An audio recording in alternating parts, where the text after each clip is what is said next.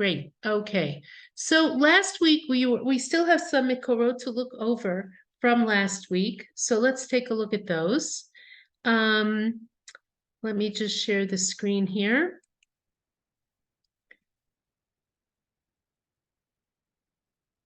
Okay. So the topic that we were discussing last week was the buying of the Bechorah, the selling of the Bechorah, the birthright. And the whole question was raised whether it is at all possible to sell something that has no existence independently in the world. That is to say, it doesn't take force until Yitzchak dies. In a larger sense, you might even ask, can you sell birth order, right? Can you sell something that was ordained by God a particular way? Hang on. I'm just trying to make it so that there's no reflection from the light. So the whole question is, can one sell the Bechorah? Can one buy the Bechorah? Can you buy a birthright? Can you sell a birthright? What does emerge, though, pretty clearly from this encounter between Yaakov and Esav is that Esav really doesn't want the Bechorah, or he doesn't really care about the Bechorah. And the relevant pasuk there is Vayivez Esav et ha-Bechorah. If we go back, I believe the psukim are, no, they're not here. We'll take a look at Bereshit Chafei. If we look at that's Genesis 25, I'll tell you the exact pasuk in a minute. Hang on. Here we are. Pasuk Lamed Daled, verse 34. It's the last verse in the pasuk. V'Yaakov Natan, everybody have it? V'Yaakov Natan le'Esav lechem unezid adashim. And Yaakov gave Esav bread and a soup of lentils. Vayochal, vayesht, vayakam, vayelach. And he ate and he drank and he got up and he left. Vayivez Esav et ha-Bechorah. The Torah testifies that Esav despised or degraded the birthright. Okay, so for Esav, the birthright is not terribly important. The birthright is not the point of things. And we looked at various commentators who talk about why that would be the case.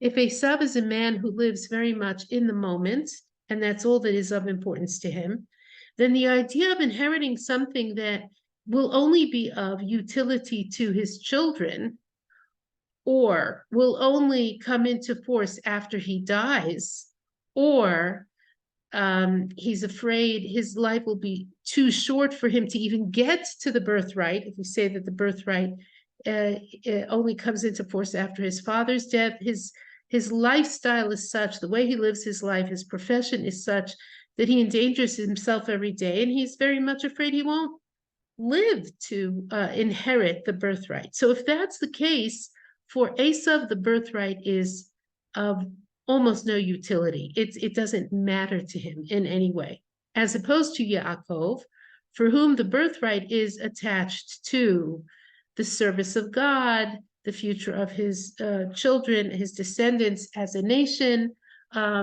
It's attached to the inheritance of Eretz Yisrael, which he will not see, but his descendants will see. It's really a kind of, to use a very well-worn phrase, a kind of clash of civilizations here. Yaakov represents one way of thinking about the world, Esav represents another.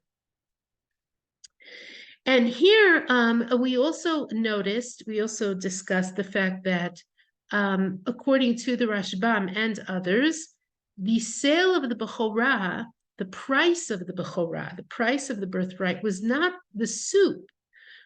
Yaakov agreed to pay Esav money for the birthright, and the lechem unezid adashim, the meal that Yaakov gives him afterwards, is actually a kind of celebratory meal, or a meal to mark the occasion of the sale of the birthright. And here I want to do with you a couple of things. We're going to do basically the Alshich and the Malbim here. We'll skip the Hamek Dabar because I want to get to the other material as well. Okay, so Yaakov says, sell me the birthright. Esav says, I'm going to die anyway. What do I need the birthright for? Yaakov says, promise me, promises, and he sells the birthright. And Yaakov Natan le'Esav lechem unezid adashim, and Yaakov gave Esav bread and soup. And here the Alshich says something quite fascinating. That would never occur to me, at least. Hine Esav amar haliteni. Remember, we said Esav says, "Pour into me." Right? We talked about how the use of this word haliteni doesn't occur elsewhere in Tanakh, and it's the manner in which one feeds camels. Right? You like sort of force their mouths open, and you pour the food into their mouths. Okay. Esav said haliteni, load me up. Right? But fill me up. Right? Kiderech shemalitin et hagamal. In the manner that one feeds a camel is a special verb for feeding a camel. Sheyishpoch et hatavshil derech pi belo lechem. That one pours the cooked food by way of the mouth without bread. Okay.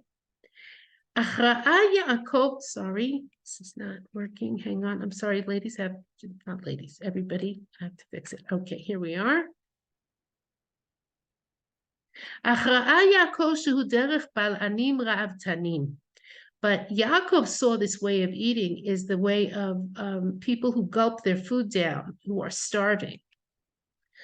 Al Cain, we would say gluttons, like people who don't eat in a civilized manner. Al Cain natan lo lechem unezid adashim. Therefore, he gave him bread and the soup. Lilmoz lo ki sha'al shelo kahogen kehora'at ra'avtan.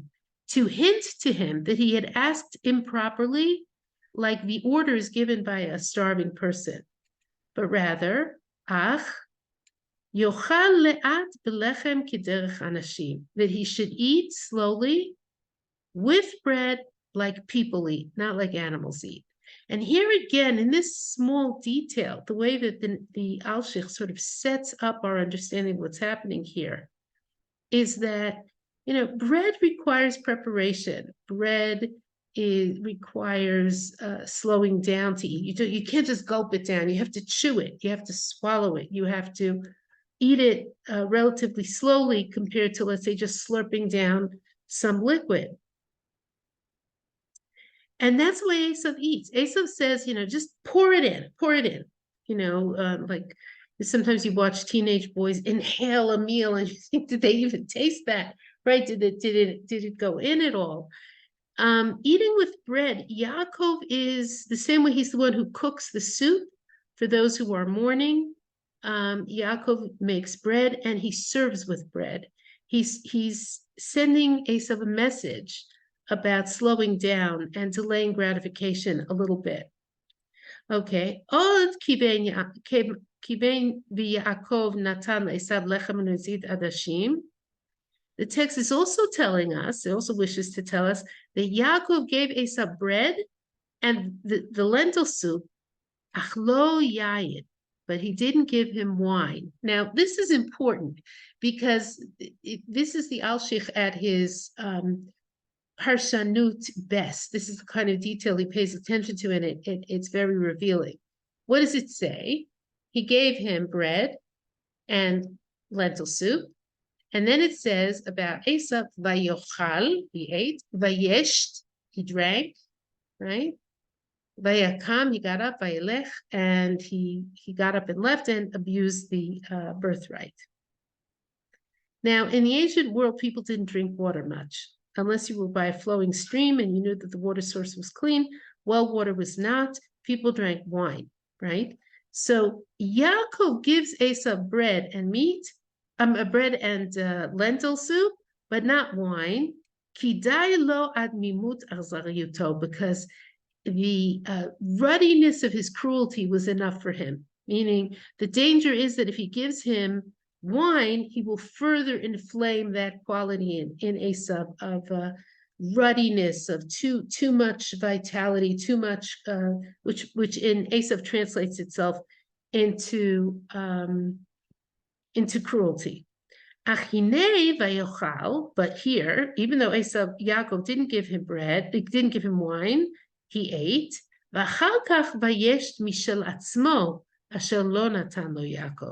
He drank wine of his own. He drank from his own wine, which Yaakov did not give him.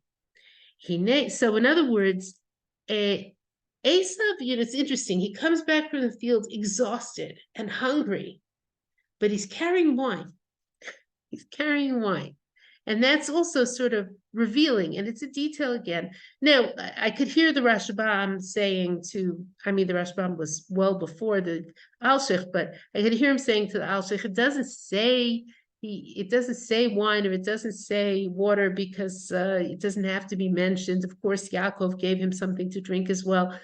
But the Alshich is focusing on that detail, that he had wine, but he did not have food with him. Okay,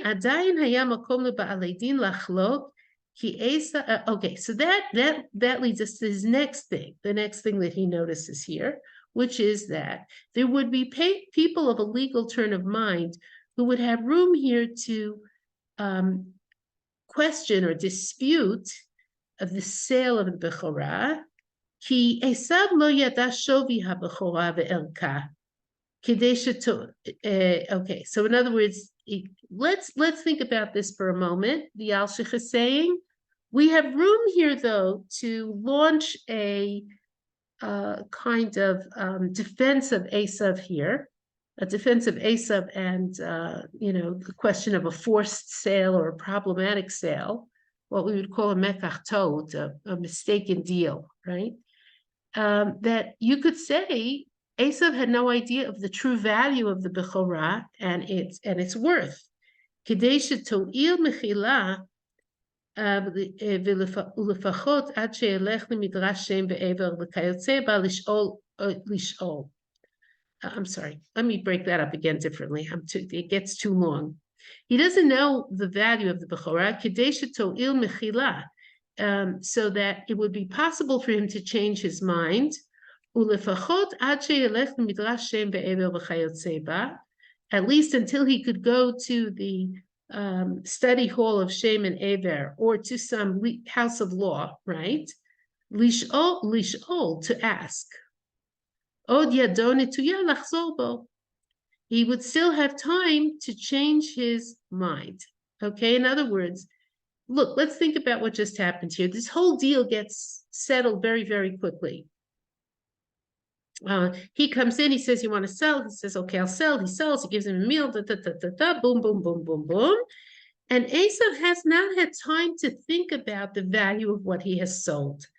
And if he were to go to, or to have time to go to a court of law, he would have room, there would be an argument here that he could change his mind about the deal. For this reason, the text says, you have to see that this argument is null and void. Because after he ate the cooked food, and after he drank, he got up and he went. And he despised the birthright, gam acharechem, even afterwards. V'zehu, that's why the pasuk says, vayakam vayelech, vayivez Esav et habechorah, and he got up and he left, and Esav despised the birthright. Ki gam acharei lechto, v'hayafshor lo lish'ol. And because even after he had left, and it would have been possible for him to question what he had done, lo shat libo, he did not pay attention. Rak vayivez, he only despised the bechorah v'chulei, ki gamar v'hakinyan v'hikna legamre, because he finished and he had sold it completely. In other words, he gets up and he goes back to his life. And now he's not coming in straight from the field. He has a minute to think about it. He's eaten, he's drunk, he's made his decision. you might expect him to come back in the morning and say, hey, Yaakov, we need to discuss this deal we made. But no, there's no regret here. Now, this is in distinction to the, I think it's the Hamek Davar who says he did regret selling the Bechorah, or perhaps, the Hamek Davar doesn't say this, perhaps he regretted not asking more for the Bechorah, for the birthright. But here, according to the Alshich, it's very clear to the Alshich that Esav has no interest in the Bechorah. Okay, so let's take a look now at the Malbim, and we're going to sort of zip through this. The Malbim's take on this and is very straightforward, and also I think very interesting. Vayazed Yaakov, Yaakov is cooking soup. Inyan haBechorah she'abechor haya nigdal avodat Hashem. The idea of the birthright is that the firstborn is separated to the service of God. V'yeter habanim hayu oskim b'inyanei ha'olam. And the rest of the children would be engaged in taking care of worldly matters. Okay? V'gam al haBechor haya mutal hanagat habayit. And also, the firstborn had the obligation of conducting the household, lefarneset aviv v'imo u'bnei beito, to support his father and his mother and the members of his household. Okay, now we saw several different views of what this Bechorah is. One understanding that of Rashi's is that the Bechorah is the inheritance of basically the kuhuna, right? The priesthood, the service of Hashem. We saw others who say the birthright was a double portion in the father's worldly goods, which Esav doesn't care about because he doesn't think he's going to live long enough to get that. This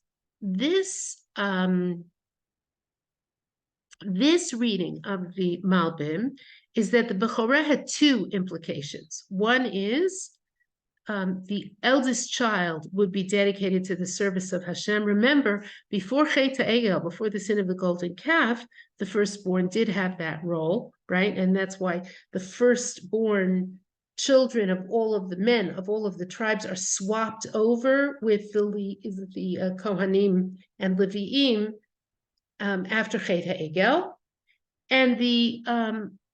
And so that's one part of it. What would the rest of the people be doing in the family? They would be engaged in worldly matters.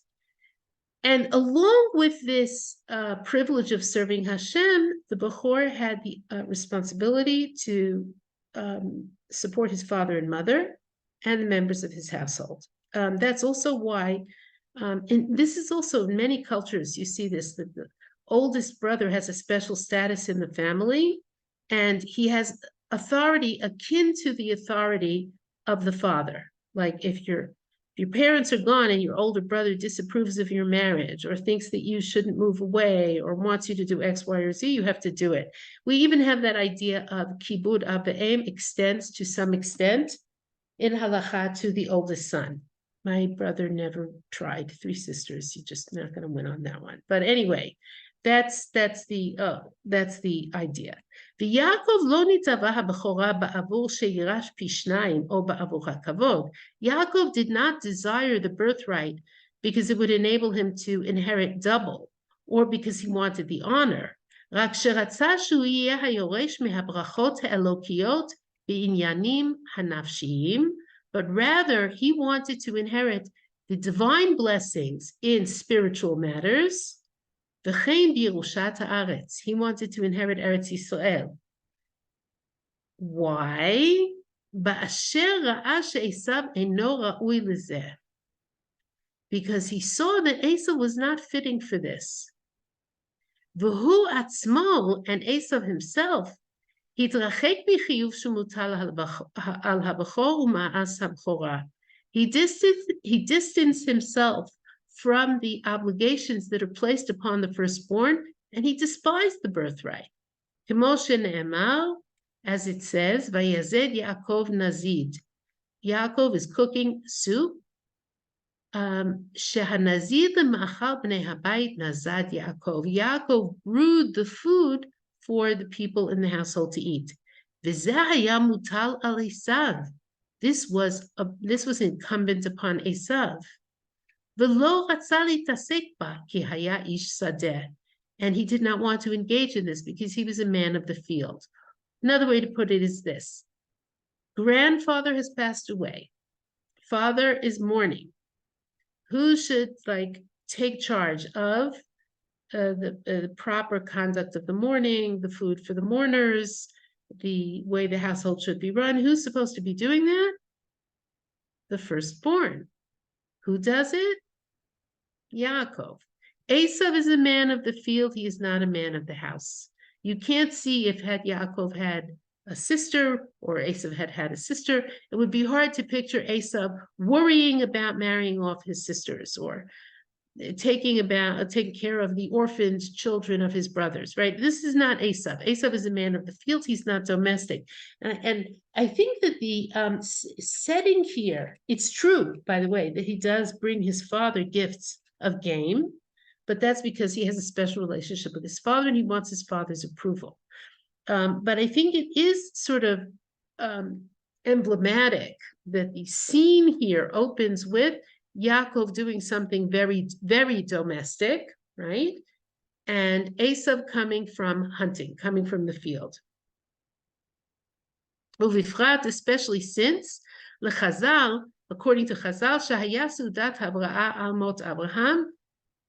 This was a suda, a mourner's meal of condolence after the death of Abraham.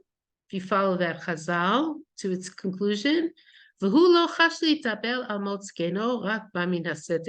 didn't bother himself mourning over the death of his grandfather. He just came from the field. He came back exhausted from murder and robbery. How could he be the holy son or the one who is going to run the household? Okay. So then Yaakov says, sell me your birthright, like the day. When Yaakov saw that the birthright was not fitting for him, he said, sell it like the day.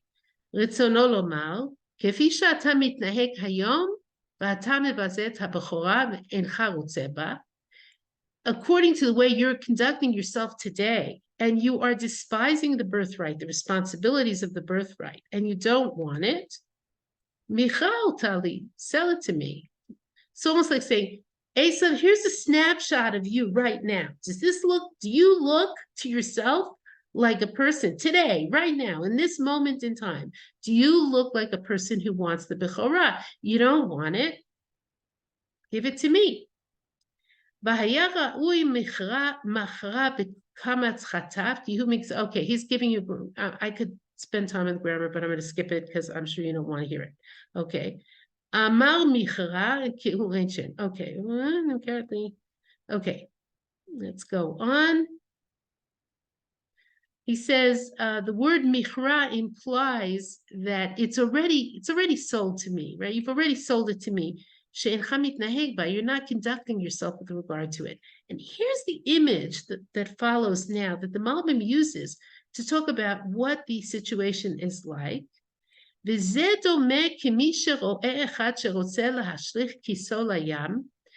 is similar to someone who sees his friend about to throw a purse into the sea. And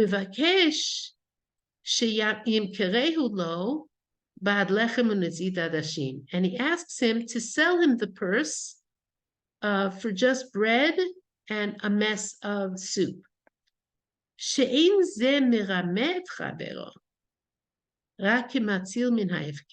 This is not tricking or fooling his friend, but rather he's saving something from hefkerut, from being abandoned.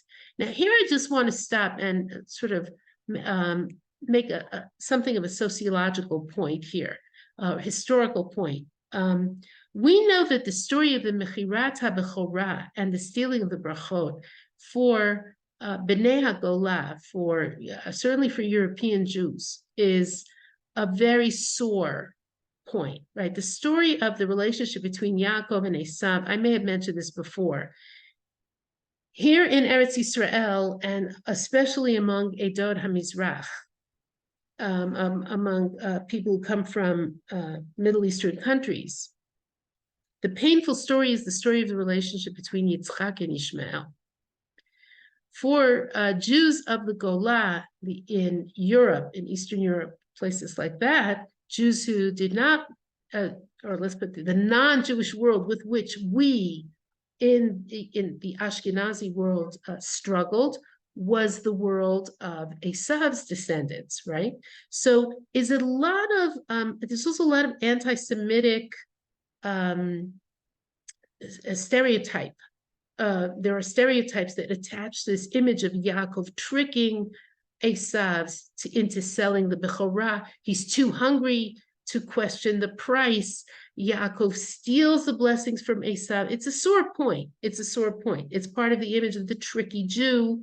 It's deeply entrenched in Western culture, as opposed to Yitzchak and Ishmael are seen as rivals in a very different way. So, you know, the Islamic version of Akedat Yitzchak has Ishmael on the altar, right? Or the idea that Abraham trained Ishmael in his ways. That's the image that Middle Eastern Jews or here in Eretz Yisrael. That's the thing we struggle with, right? Because the Jewish relationship with the non-Jewish world is obviously a sore point, or has been for many hundreds, thousands of years, right? There's a tension living as a minority and even not living as a minority. Here even there's an inheritance of tension, stereotyping, pain, all of those things surrounding the relationship, on the one hand with Esav and on the other hand with Yaakov. Now the Malbim is affected by that. The Malbim is the 19th century, and the Malbim does not read this story as the Rashbam does, the Rashbam and others. The Rashbam says the sale of the Bechorah was, give me money, I'll give you money, give me the Bechorah, and here's a meal. It's almost like the meal gives him the idea of saying, this is a good time to negotiate the sale of the birthright. The Malbim doesn't say that.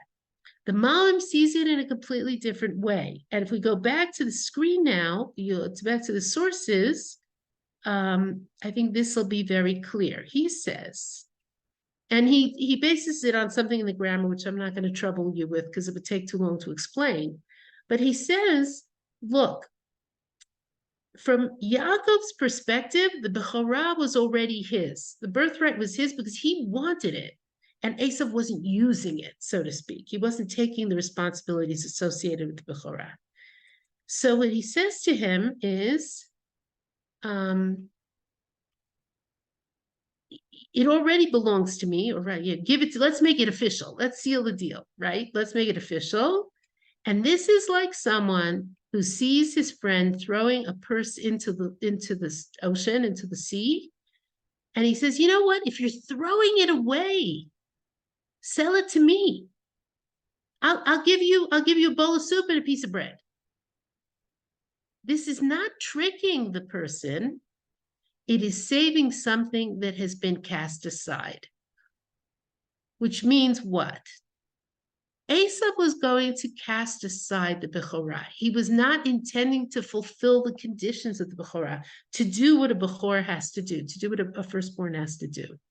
Yaakov says, if you're throwing it away, I'll take it from you. I'll give you something for it, even if it's not something important. You're throwing it away anyway. And I think that's the way that the Malbim sort of deals with this question.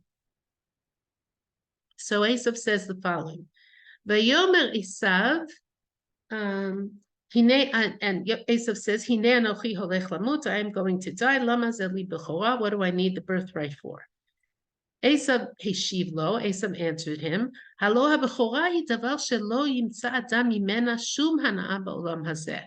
Bechorah is something from which a person will get no benefit in this world, right? There's no benefit to the Bechorah.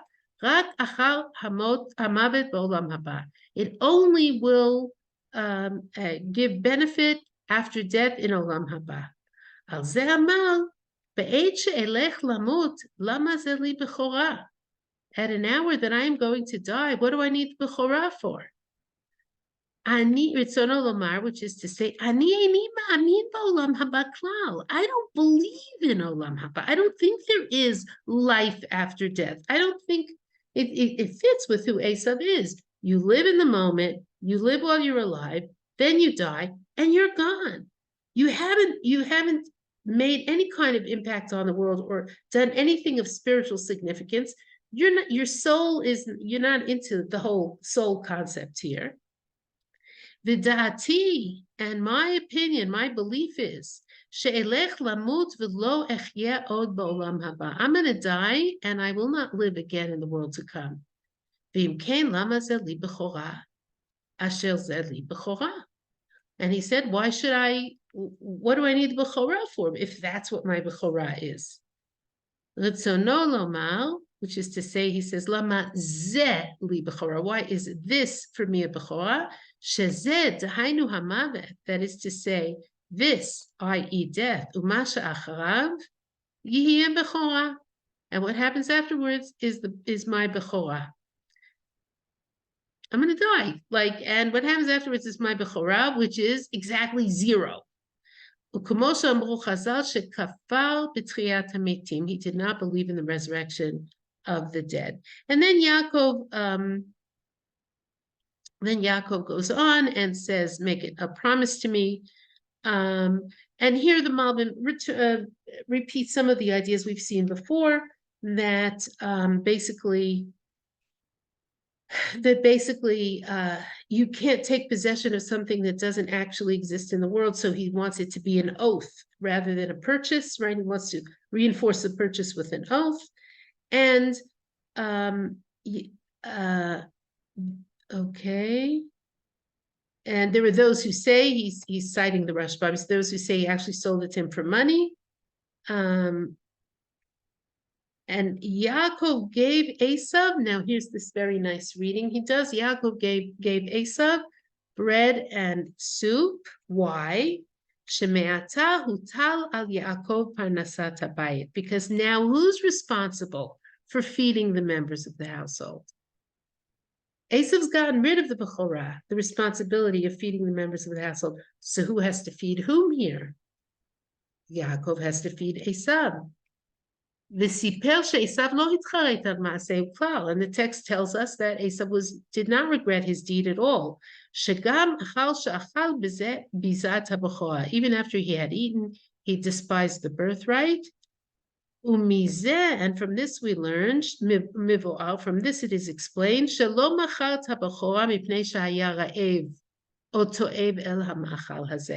did not sell the Bechorah because he was starving or because he really, really wanted that food.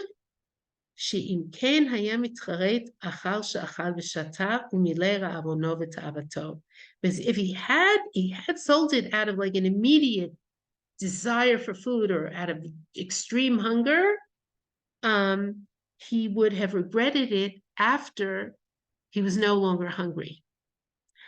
But rather, the Bechorah was negligible in his eyes. And he was happy that Yaakov took it away from him. Okay, so that's the sale of the Bechorah. There's still a lot. I mean, we could spend another few hours on this topic, but we're going to move on to the next topic, which is the brachot. And here people have really quite a lot of trouble with this. It's a difficult piece. We're going to start. Let me just share. I hope everybody got. You saw the source sheet up on the site, right? It was posted. It wasn't posted. Okay. If it wasn't posted, I'm sure Natalie will post it later. But I'm going to share it with you now. We are going to start by reading the psukim and asking some questions, and then we will start to look at. Hold on, am I in the right place? No, I am not in the right place. Hold on. Stop share. Share screen, Hamberachot. Okay, it's quite a long chapter. We're not going to do the whole chapter. We're going to do most of it. The story starts, we're going to read the psukim. We're going to start by reading the verses and asking some of the questions that I'm sure you have. I don't know if we'll be able to answer all of them, but that's where we're going to go. And I'll try and leave questions at the end. And the first parshan we're going to look at is the Sforno. Okay. So as a run-up to the story, the end of the previous parak tells us that we're after the sale of the Bechorah, and time has passed. Exactly how old were they at the sale of the Bechorah is not clear, though you can do the calculations following Seder Olam Rabbah. They were not children, but they were not, men in their 40s. Now they are men in their 40s, or they turned 40, and this is where the story starts, this is the preamble to the story we're about to read. Vahi Esav ben 40 shana, and Esav was 40 years old, which means also that Yaakov is 40 years old. They're twins. Vayikach isha, and he took a wife, et Yehudit bat Be'eri hachiti, ve'et Bosmat bat Elon hachiti. Yehudit, the daughter of Be'eri, the Hittite, and Bosmat, the daughter of Elon, the Hittite. As opposed to Abraham and Yitzchak, who take wives from back in Mesopotamia, wives from their original ancestral Semitic ancestry, Esav marries out. Esav marries local women, Hittite women. They're part of the Canaanite tribes. And it's almost, Rashi sort of picks up on this. It's almost a little ironic. Vaikach Isha, he took a wife, and then we're told he took two wives, right? He has two wives. Vaikach Isha might be read as he got married, but he takes two wives. Vatiena morat ruach liyitzchak u'lirivka. And they were I'll translate it the easy way, a bitterness of spirit to Yitzchak and to Rivka. Now, this introduction here, I think, is important because it does set us up for asking a question that is going to occur to all of us, I think, immediately. Why does Yitzchak want to bless Esav? Why does he want to give precious blessings to Esav if Esav is a rasha, if Esav is wicked? And one of the indications we have, and there are other indications in the text, one of the indications that we have that Yitzchak did not think Esav was the best boy in the yeshiva is this one, right? Esav is married to women who are a source of bitterness or a source of the spirits of Yitzchak and Rivka are disturbed by these women. They're not happy with these women. So that introduction, the reason I'm mentioning this is that introduction tells us something about why this story is so strange, right? And why several of my students have asked, why not just give both sons blessings? I mean, what's the big deal? What's going on over here? Okay, so let's go on. And it was when Yitzchak grew old, his eyes grew dim from seeing. And he called Esav his older son. And he said to him, my son. And he said, here I am. Okay, so this is reminiscent of the Akedah, right? Where Avram says, God says to Avram, he says, Hineni. Here also, Esav, this is going to be an important and a solemn moment for Esav.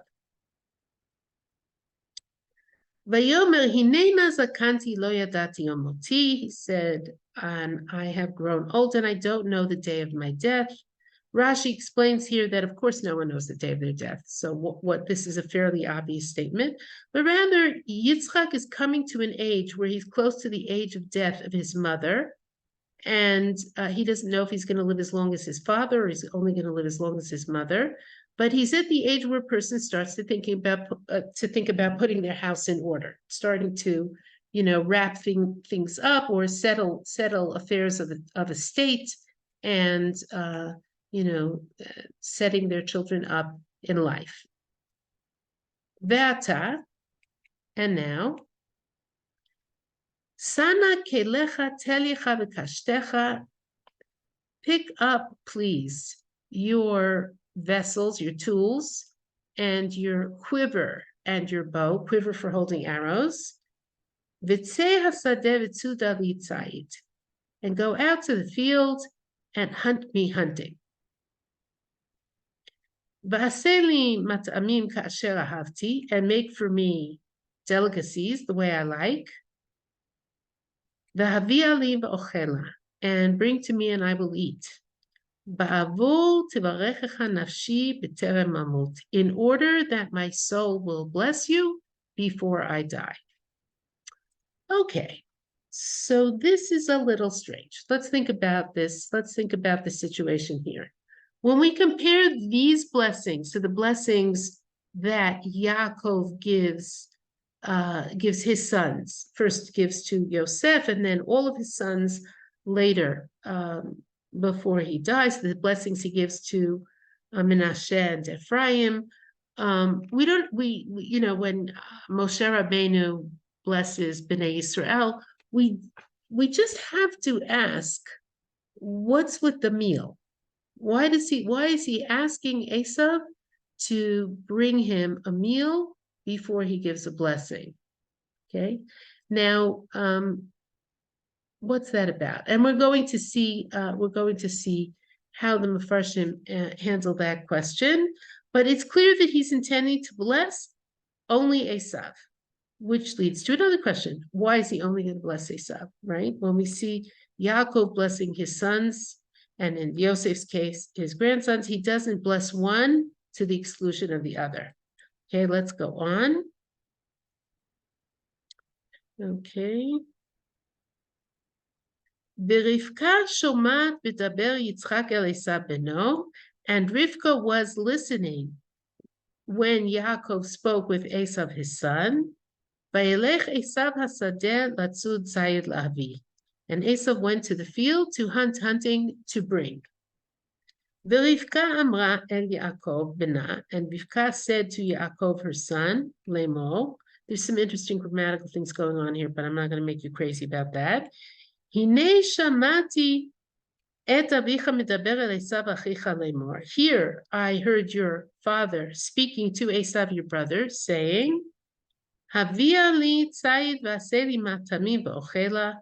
Bring me hunting and make me delicacies, and I will eat.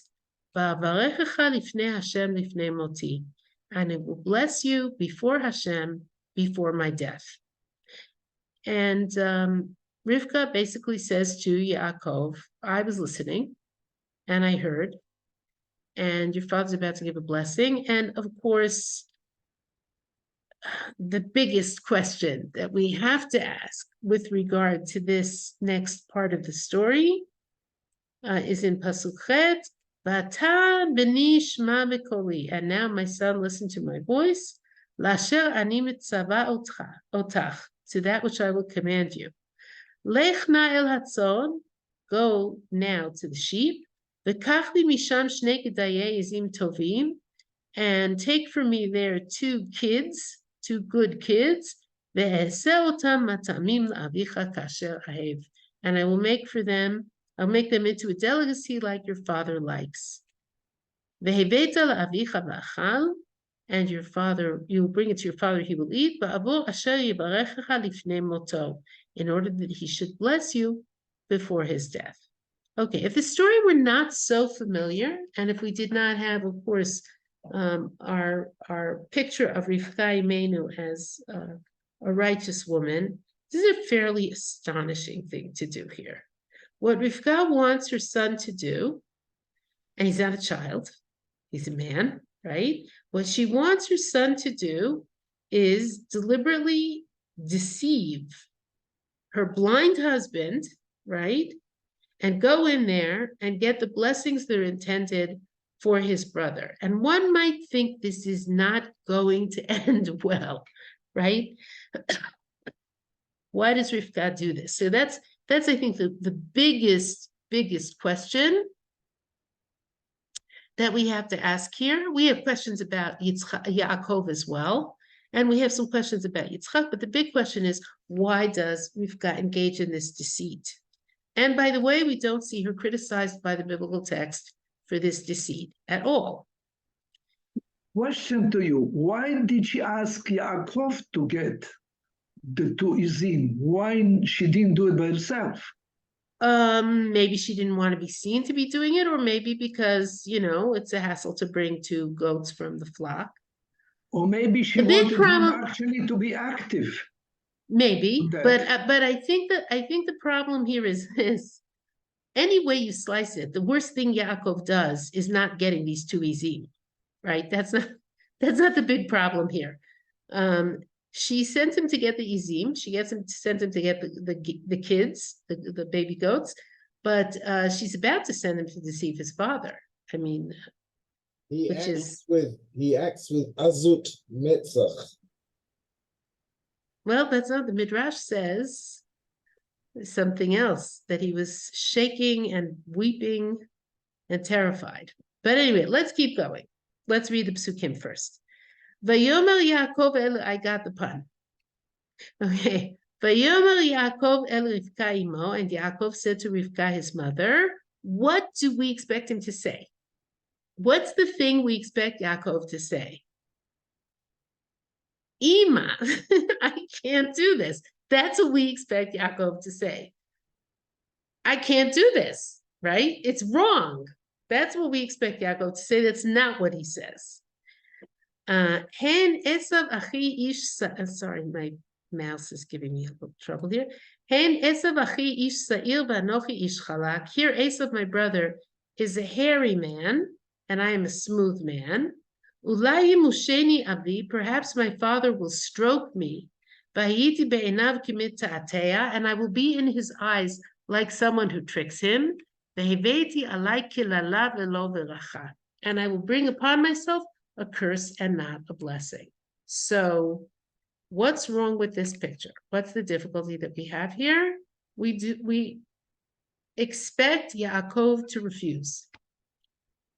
In fact, arguably, Yaakov is obligated to refuse. The fact that his mother tells him to do something which is ostensibly clearly wrong, it's an act of deception against his father. And Yaakov is the Ish Emet. He represents truth, right, in the pantheon of the Avot, right? He doesn't say that. He's just worried about being caught. Okay, so we have to deal with that question too. So what is Rivka's answer? Vatomer lo imo, and his mother said to him, Alai kililatcha beni, your curse will be on me, my son. Ach shma bekoli belech kachli. But listen to my voice and go and take the kids for me. Take the meat for me. Vayelech vayikach vayave imo, and he went and he took and he brought them to his mother. You could argue, why didn't she send a servant? And his mother made delicacies like his father liked. And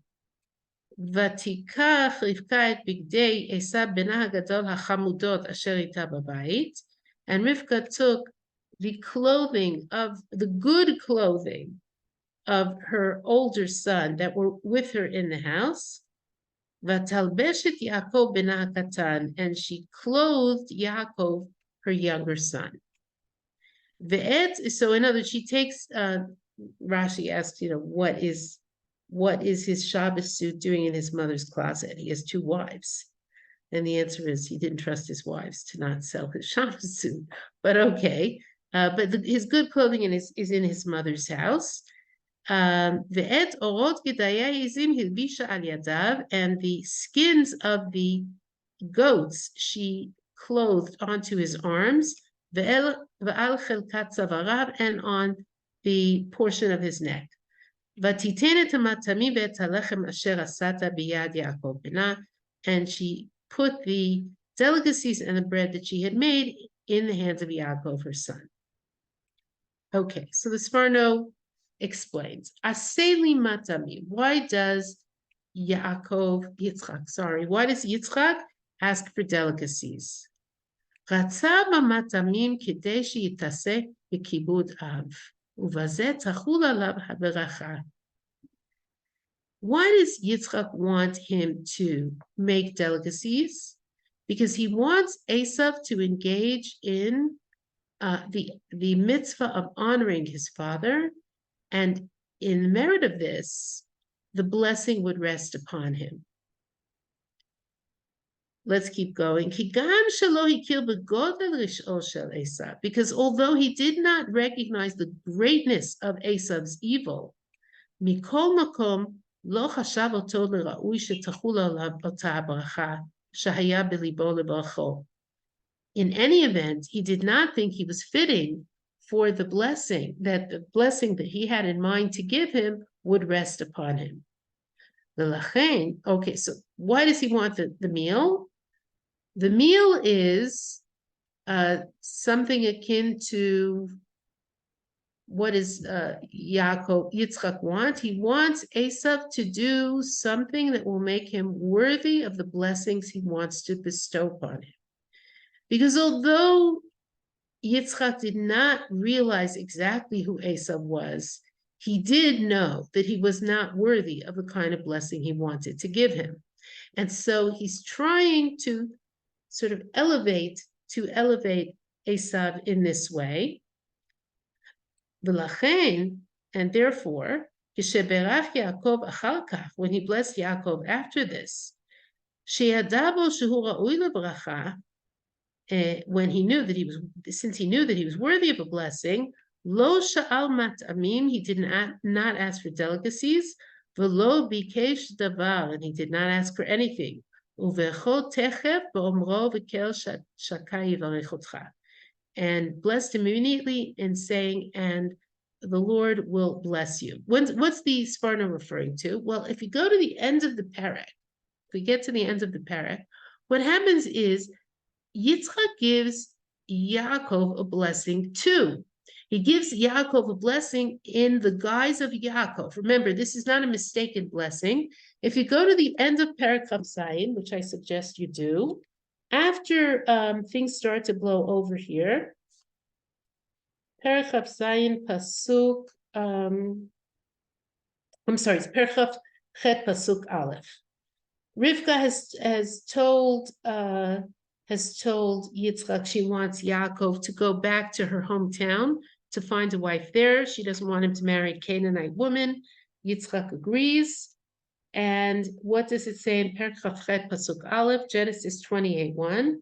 Vayikra Yitzchak el Yaakov, and Yitzchak called Yaakov, Vayivarech oto, and he blessed him.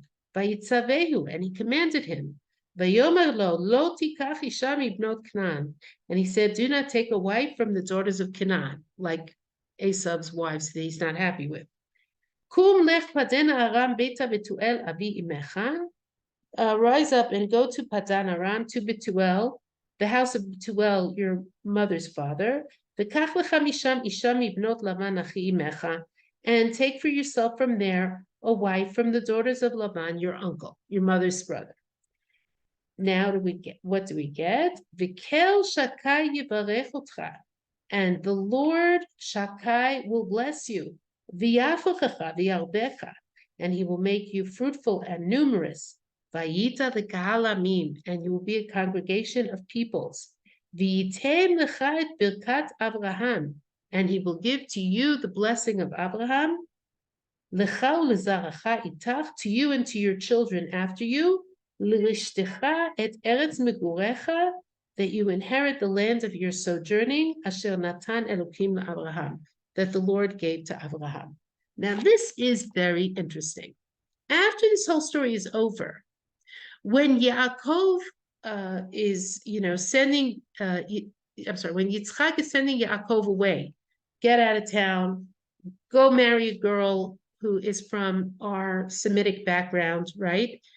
Don't marry a Canaanite woman. And it's not clear that Yitzchak realizes that Yaakov also has to get out of town because Esav is planning to kill him, right? He gives him a blessing. And he does not preface this blessing with any statement about,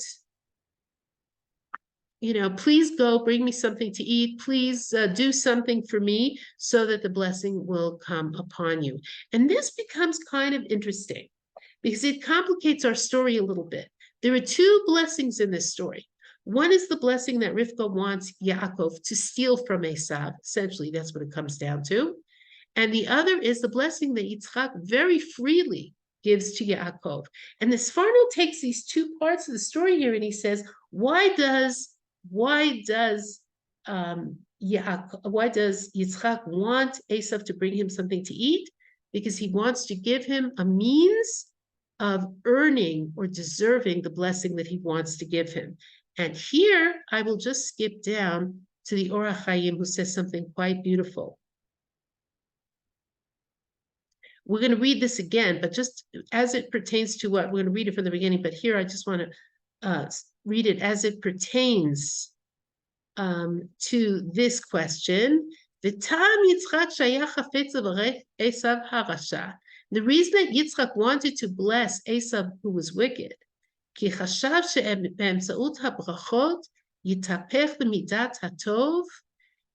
that by means of the brachot, he would be changed to good qualities, and he would improve his ways. Tzadikim are distressed, they are in pain when their children do wickedness. He was trying to make Esav better. And here's the real chiddush of the Orach Chaim.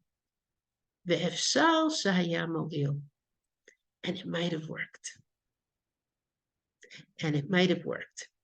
Now, we're going to come back to the Orach Chaim before we read the Malbim and read the whole thing and try to understand what the Orach Chaim is saying here.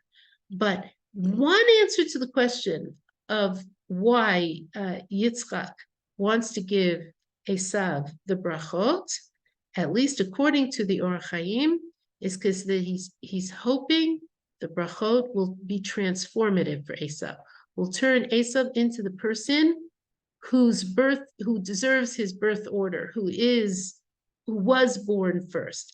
And that's what we're going to have to explore in greater detail, Be'ezrat Hashem, next week. I'll take some questions. Please raise your hand if you have a question. Any questions? Isn't being nice to Esav like being nice to Hamas and Gaza? No, Esav's his son. Yeah, but Esav is the ancestor of the Romans who destroyed the Beit. But he's not, right now he's his son. Right now he's his son. And perhaps by the way, the Orach Chaim says, had Esav received the blessings, perhaps he wouldn't have been the ancestor of the Romans, right? Okay, Susanna, yeah. I have an observation. You have a what? An observation. Mm-hmm. I think that Yaakov and Esav are actually identical twins. They're, one is ruddy and the other isn't. There's a phenomenon. No, one's hairy and the other isn't. No, they're not identical. There's a phenomenon of twin-to-twin transfusion. When it's identical twins, when one hugs the placenta and gets more blood, and it can be a physiologic problem, and that's why one is ruddy and the other. But also their voices tend to be the same, so that could be why Yitzchak didn't recognize their voices. Yeah, we're going to talk about that because when Yaakov is worried, he's afraid of the hairiness giving him away. He's not afraid of the voice, and we'll have to talk about that. By the way, that happens with regular brothers and sisters, or sometimes even parents and their children, that they sound very, very much alike. How many times have you answered the phone or called someone and said hi, and you think you're speaking to the mother? I only had a brother, so that was never. But it's also a lesson in how inheritance is not destiny. Kind of. Yeah, we're going to talk about this because I don't think they're identical twins. There's a whole discussion about Yaakov and Esav around the Seir LaAzazel of the Seir Chatat LaHashem and the Seir LaAzazel. If you're interested, I could bring that midrash. It'll take us a little far afield, but not very far afield. But I want to make sure I get Susanna. Hold on to any other questions. Write them down. I just want to get there are two more people who have questions here. Joyce, you had a question. Yeah, so does anybody ever discuss when Rivka hears Yaakov Yitzchak, excuse me, when Rivka hears Yitzchak preparing to give the blessing to Esav, rather than her, starting this whole deception thing with the other son, Yaakov, why doesn't she just say to Yitzchak, listen, dear, let's talk about this, like Esav's the wrong one, and We'll talk about that. Maybe she'd even mention that she had was given prophecy, I think, during the pregnancy, that like she We'll knew talk about that. to work out. We'll talk about that. There's a very, very interesting answer that Esav gives to this question. What seems to be very clear, though, on any level, is that if she goes in and says to Yitzchak, you have to give the blessing to Yaakov because Esav is a Rasha, what will Yitzchak say? Well, all right, but I mean, so No. What will he say? What will he say? I mean, maybe they didn't discuss things the way husband and wife. No, we're gonna talk about that. There is an interesting approach that the Netziv takes to this, but he's going to say, take it up with God, honey. Right? Who is Esav here? Who determined that Esav would be the firstborn? Makes sense. This is not discretionary, right? This is not something, this isn't like the roles here are very, very fixed. We're going to talk about that aspect of it. We have a whole piece about that. We'll talk about it. Okay, any other questions, or we're good? There's a lot more. Maybe we'll even do an extra session on this. I don't know. We'll see. But yeah, Jolene, did you have a question? I can't hear you. You're muted. Now you disappear. It's oh, just there you hi. It's just an observation. Okay, on Esau, is that I see him as one of those hunters that goes out hunting and boasts and why he, wants it, the food poured down his throat, and he boasts about how dangerous it is going hunting. And I hunt and I live in grizzly bear country, and I've been doing this my entire life. And I'm in far less danger, and it would have been true in those times too, if I'm hunting than when I'm going out with the goats or the sheep. Okay, so we only have to think about the boys in India going out with the sheep and the goats who get eaten by tigers, or the women who get eaten by tigers to get the water. So it isn't so much that Esau, I felt, was really truly in danger as much as he was boasting, bravado. Or he hunts recklessly. He's a reckless person. Yes. Right. Yes. People who are reckless are in danger if they're driving a car, like for anything. Right. Yes. He's a reckless person. He's a hunter who's reckless, and that is dangerous. Yes, I agree with that. And That's I just wanted to make the point that shepherds are in more danger in general from lions and wolves when they go out with their flocks, because that's an interesting question. There aren't tigers in Eretz Yisrael. There are bears and there were bears and lions. But I would imagine that shepherds also know the tricks of their trade too, and would, let's say, abandon an animal that's attacked and then move with the flock. I think, everything has dangers, but I think the difference is Esav is a dangerous person. He operates with danger. That's maybe even likes danger. He's ruddy, right? Okay, Annie, and then I must close shop here. Wanted to ask, given Esav's character, why would you believe in him when he took an oath to swear that he's selling him could he not say afterwards, I didn't really swear, or how come he believed his oath? Well, so it's not clear that he does believe his oath. Remember, this whole transaction takes place just between the two of them, right? It's not like they're going to appear in a court of law. I think the best guarantee that Yaakov has for the birthright, if you can even buy a birthright, that's the question. Can you even buy a birthright? But the best guarantee that Yaakov has is that he understands that Esav really doesn't want it. And when he says, Hishav Ali, promise me, it could be that part of what he's saying is no backsies, right? Don't change your mind. But he can rely on that because Esav doesn't really want it. If you don't, Right. Again, the image that the Malbim uses of someone is about to throw his purse into the sea, and you say, okay, give it to me. I'll give you this water bottle. I'll give you whatever I give you. Don't throw it in the sea. I'll take it. I'll use it.